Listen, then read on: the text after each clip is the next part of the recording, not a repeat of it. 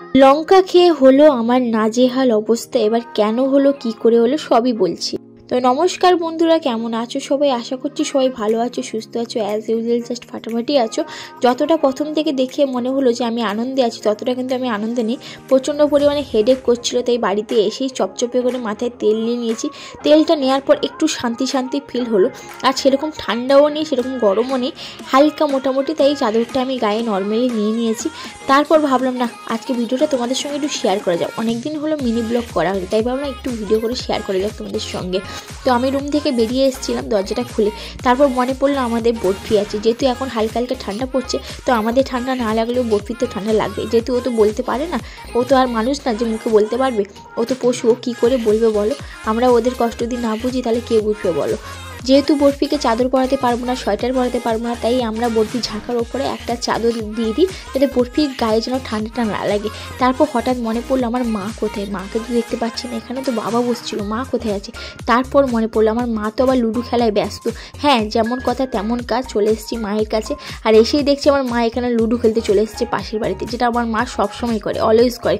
আর এখানে আমাদের লোলো, সে আমাকে সবসময় যেখান থেকে আমি আসি না কেন, সে আমাকে জড়িয়ে ধরলে মানে ওর একটা অন্য রকমের শান্তি লাগে, হয়তো আমি জানি না, বাট আমারও ভালো লাগে। যেহেতু বাচ্চাটাকে অনেকদিন দেখতে পাই না, সকাল থেকে বেরিয়েছি দেখতে পাই না, তাই এসেই মানে ওকে একটু জড়িয়ে ধরলে একটু মনটা একটু গার্ডেন গার্ডেন হয়ে যায়।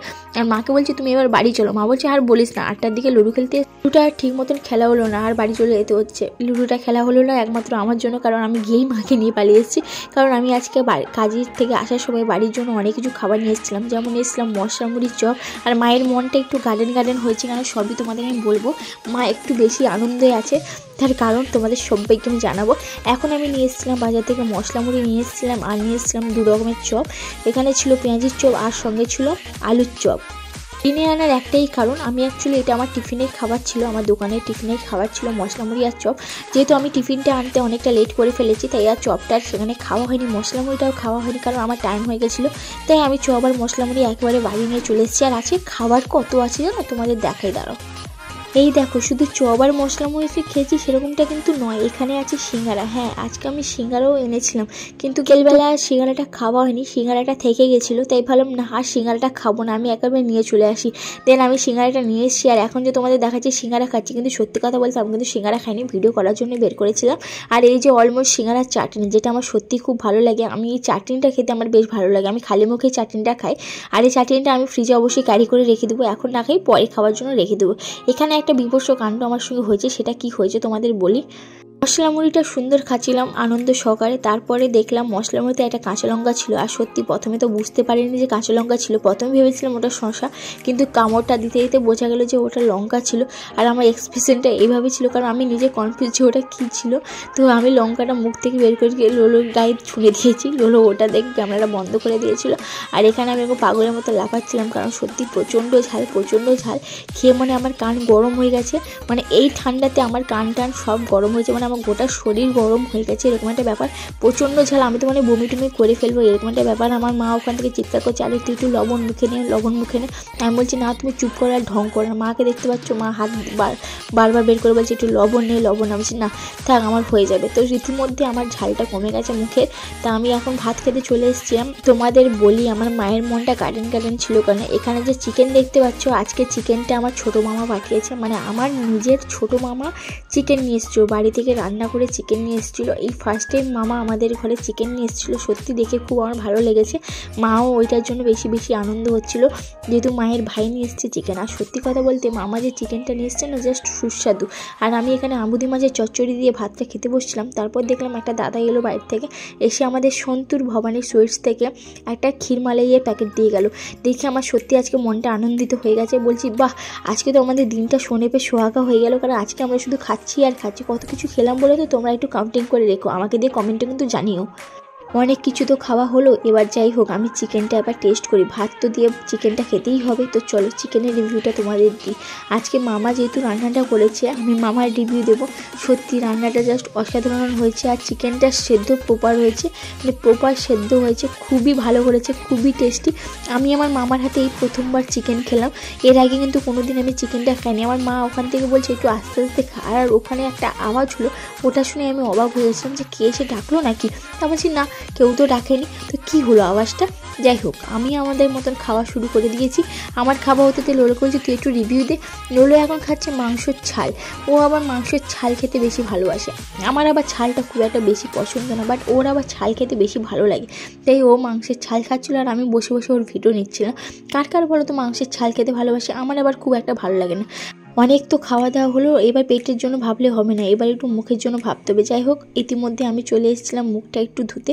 তো মুখ ধুতে গিয়ে এত আর্টিস্ট দেখাচ্ছিলাম, মনে হচ্ছে এই গেলাম, কিন্তু পড়িনি, আমি জ্যান্তই ছিলাম, ঠিকঠাকই আছি।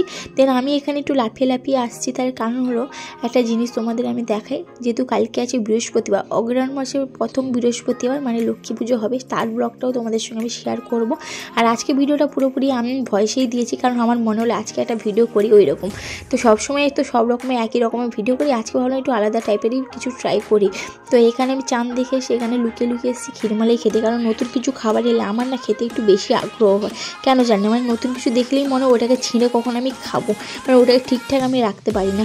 দেন দেখলাম মা একটু বাসন মাজতে গেছে, আর আমি এখানে দেখলাম বাবা নেই, তাই বলছি ঘরটা যখন ফাঁকা আছে, এটা আমরা একটু সুযোগের সদ্ব্যবহারটা করলে কেমন হয়।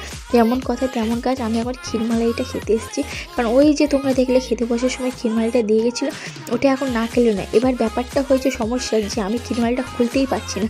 তা লোলোকে বলছি বাদ দিয়ে যেটুকু খুলেছে আমি এখন খেতে পারলেই বাঁচি। তো দেখো এইটুকু আমরা ছিঁড়েছি যে ক্ষীরমালাইটা ঠিকঠাকভাবে বেরোচ্ছেই না, ঠিকঠাক করে বেরাচ্ছে না। তা আমি এখানে একটু ট্রাই করতে আমার ক্যামেরার পেছনে যিনি আছে তার দিক থেকেও জলটা বেরিয়ে যাচ্ছে ইতিমধ্যে, তাই বললাম ওকে একটু ট্রাই করে, কারণ আমি একা রিভিউ দেওয়ার জন্য হাওয়া করে খেলে হবে না, বাচ্চাটাকে একটু খাওয়াতে হবে, তাই লোলোকে একটু দিলাম। আর ঠান্ডাকালে যেটা ভয় সেটা হলো এই যে বাবা চলে এসছে, যেখানে বাঘের ভয় সেখানেই সন্ধ্যা হয়। বাবার ভয়ে এতক্ষণ লুকিয়ে খাচ্ছিলাম, বাবা এসে সামলালাম। হ্যাঁ, খাবারটা ছিল একটু বেশিক্ষণ থাকলে কি হতো, সকালে খেলে হতো না। আর দেন তোমাদের এটা আমি জানিয়ে দিই, আমি কিন্তু এটা খেয়েছিলাম শুধুমাত্র তোমাদের জন্য, কারণ আমি এটা ভিউ দেওয়ার জন্য, একটা জাস্ট নর্মালি ভিউ পাওয়ার জন্য করেছিলাম। আর এখানে আমি চামচ চাটছি অনলি কন্টেন্টের জন্য, আর কিছুই না।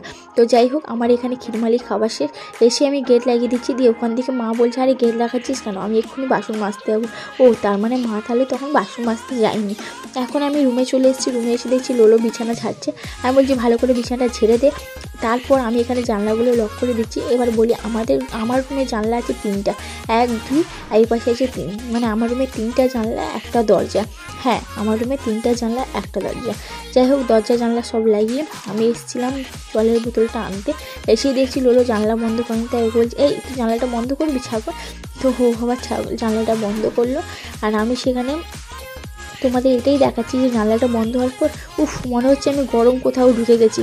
সবই নটঙ্কি, আর কিছুই না। তো আজকে ভিডিওটা তোমাদের কেমন লেগেছে বলো, ভালো লাগলে অতি অবশ্যই লাইক কমেন্ট করবে, সঙ্গে থাকবে সাথে থাকবে। আর একটা জিনিস হয়ে গেছে, দেখো এত কিছু খাওয়ার পর আমার এবার অ্যাসিড হয়ে গেছে, যেটা আমার সবসময় হয়, মানে অ্যাসিডটা আমার মাস্তুতো ভাই, তো ওটা আমাকে আর ছেড়ে যাবে না। তাই আমি এখানে খাচ্ছি কষা ফল। তোমরা এই ফলটাকে কী নামে বলো জানি না, বাট আমি এখানে কষা ফল খাচ্ছি। আমার প্রচণ্ড অ্যাসিড হয়ে গেছে, খুব অস্বস্তি লাগছে, আর খুব বমি পাচ্ছে। হবে না, কম খেয়েছি, বিষাক্ত খেয়েছি, মানে এত খাবার মানে আমি কোনোদিন খাইনি। তোমরাও হিসাব করে বলো আমি আজকে কতগুলো খাবার খেয়েছি, সত্যি হিসেব করে কিন্তু জানি।